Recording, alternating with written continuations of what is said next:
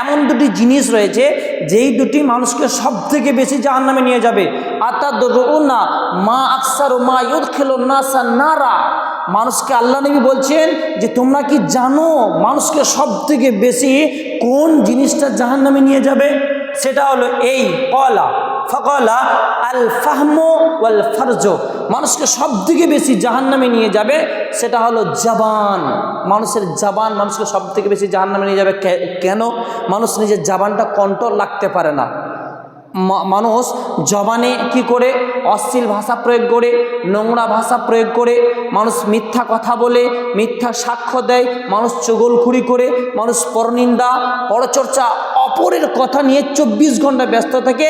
যার জন্য নবী বলছেন মানুষকে সব থেকে বেশি জাহান্নামে নিয়ে যাবে যে জিনিসটা সেটা হলো জবান, নাম্বার 2।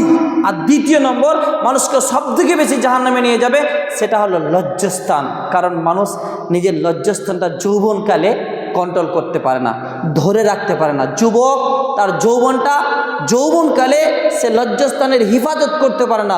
লজ্জাস্থানটা যে নির্দিষ্ট জায়গা দেওয়া হয়েছে ব্যবহার করার জন্য, সেই জায়গাতে ব্যবহার করলে নেকি পাওয়া যাবে, আর ওই লজ্জাস্থান অন্য জায়গাতে ব্যবহার হলে গুনাহ হবে। যার জন্য নবী বললেন যে একজন মানুষকে জাহান্নামে নিয়ে যাওয়ার সব থেকে বড় দুটি কারণ, সেটা হলো নম্বর 1 জবান, নম্বর 2 লজ্জাস্থান।